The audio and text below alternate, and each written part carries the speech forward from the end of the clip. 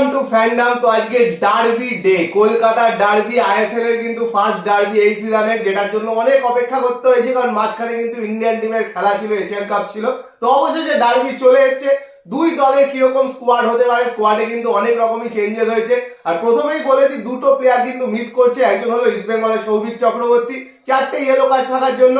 আরেকজন হলো মোহনবাগানের লিস্তান কোলাসো, রেড কার্ড খেয়ে 3 ম্যাচ ব্যান হওয়ার জন্য। তো এই দুটো প্লেয়ার কিন্তু মিস করছে।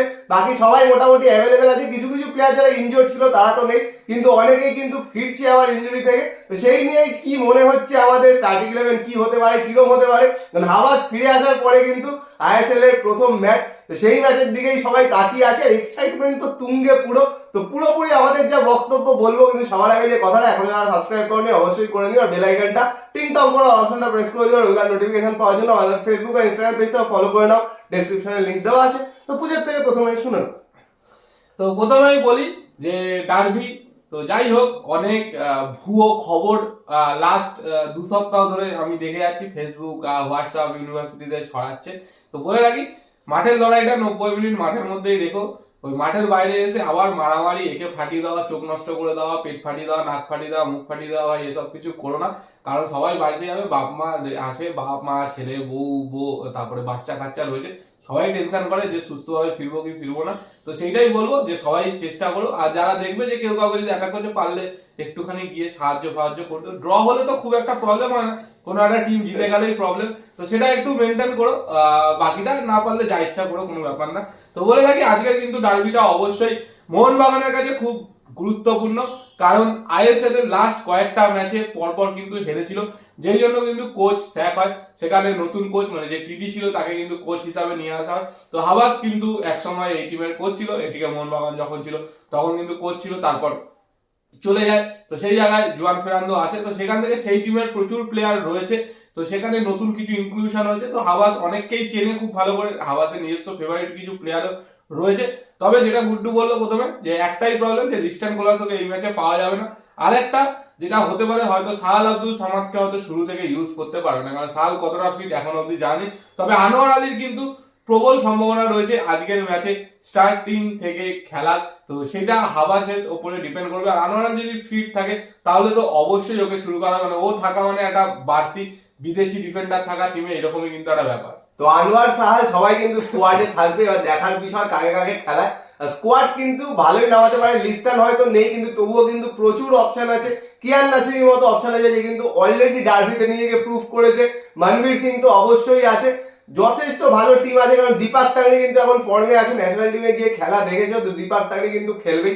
উল্টো দিকে যদি ইস্ট বেঙ্গলের কথায় আসি, ইস্ট বেঙ্গল কিরকম স্কোয়াড নামবে, ইস্ট বেঙ্গল কিন্তু যথেষ্ট ভাবতে হবে, কারণ সৌভিক চক্রবর্তী কিন্তু নেই, খাবড়াও নেই, খাবড়া কিন্তু ইনজোর্ড, খাবড়া সিজন লং আউট, সবাই জানো। তো ডিফেন্সিভ মিডফিল্ড পজিশনটাই কিন্তু মেন ম্যাটার করবে, যে ওইখানে কাকে নামাবে, কাকে কুয়াদ্রাত ভরসা করে সৌভিকের জায়গাটায় নামাবে, সেটাই কিন্তু দেখার বিষয়। কারণ অজয় ছেত্রী অপশন আছে, কিন্তু তাছাড়াও কুয়াদ্রাত কিন্তু দেখো মাঝে মাঝে অন্যরকম স্কোয়াড নামায়, যে নিশু বা কাউকে দেখলে মিডফিল্ডে খেলে দিল, বা হয়তো ডবল স্ট্রাইকার খেলে দিল, ছুয়েরকে নামিয়ে দিল, এরকম কিন্তু হতেই পারে। এটা কিন্তু দেখার বিষয়। দুই কোচের কিন্তু ট্যাকটিক্যাল ব্যাটেল হবে। মানে হাবাস কিন্তু দেখেছো খুবই ট্যাকটিক্যাল কোচ একজন। এই ম্যাচ কিন্তু জিততে চাইবে, উল্টো দিকে কোয়াদ্রা তো জিততে চাইবে, কারণ অলরেডি কিন্তু সুপার কাপটা নিয়ে এসছে। আর এই ম্যাচটা যদি জিততে পারে, টপ 6 এর মধ্যে কিন্তু ইস্ট বেঙ্গল জায়গা বানিয়ে নেবে। আর ইস্ট বেঙ্গলের কাছে যেটা সবচেয়ে সমস্যা, সেটা হচ্ছে একটা স্ট্রং স্কোয়াড নামানো। তো অবশ্যই একটু সমস্যা রয়েছে, কারণ দুজন বিদেশিকে অলরেডি ছেড়ে দিয়েছে, সৌভিকের কার্ড রয়েছে। তার সাথে একটা আত্মতুষ্টি থাকতেই পারে, যেটা রিসেন্টলি মানে 4 দিন আগে কিন্তু আমরা ট্রফি জিতেছে, তারপরে 2 দিনের ছুটি ছিল, অনলি 2 দিন প্র্যাকটিস করে কিন্তু আজকে নামছে খেলতে। তো সেই জায়গা থেকে সেই আত্মতুষ্টিটা প্লেয়ারদের মধ্যে কতটা রয়েছে সেটাই কিন্তু দেখার। তো সেইটা যদি থেকে যায় তাহলে কিন্তু মুশকিল আছে।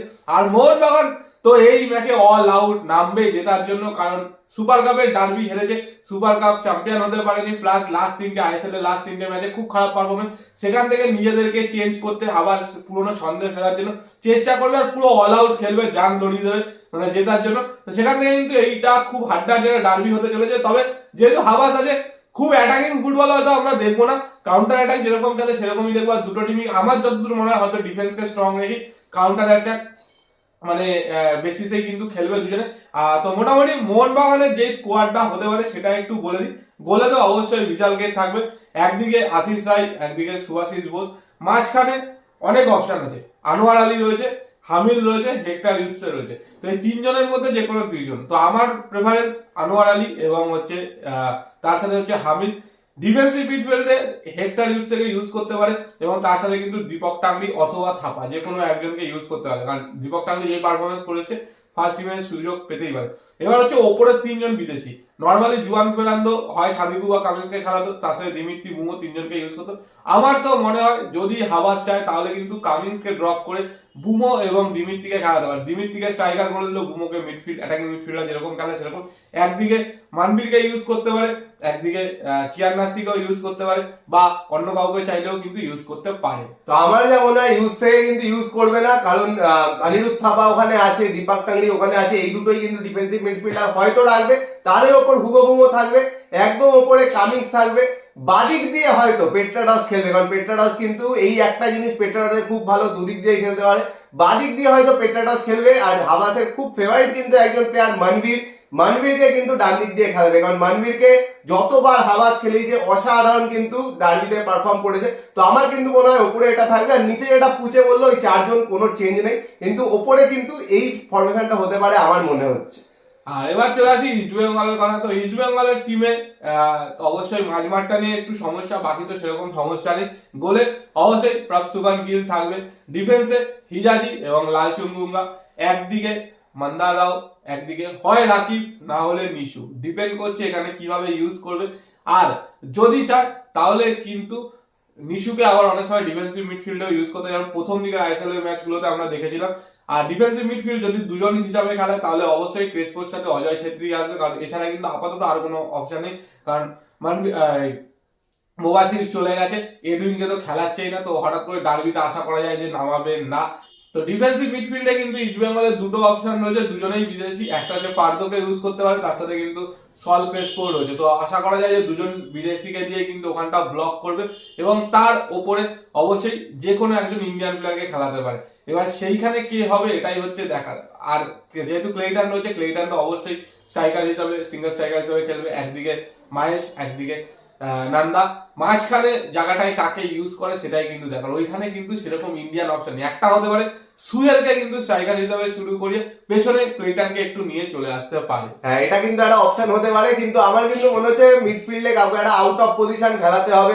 নিশুকে নয়, অন্য কাউকে কিন্তু ওখানে ঢোকাতে হবে। আর বলা যায় না বিষ্ণুকেও খেলাতে পারে বা মাহেশকে নিয়ে আসতে পারে, বিষ্ণুকে সাইডে খেলাতে পারে। এটা কিন্তু আমরা আগে দেখেছি যে মাহেশকে মাঝখানে অ্যাটাকিং মিডফিল্ডার হিসেবে খেলিয়ে কিন্তু সাইডে খেলিয়ে দিয়েছে বিষ্ণুকে, আরেক সাইডে নান্দাকে। এটা কিন্তু করতে পারে, এটা কিন্তু একটা ভালো অপশন হতে পারে। যেহেতু ডিফেন্সিভ মিডফিল্ডে দুজন বিদেশি ডিফেন্সিভ মিডফিল্ডার থাকবে, তো সেই জায়গা থেকে কিন্তু এটা একটা ভালো অপশন হতে পারে।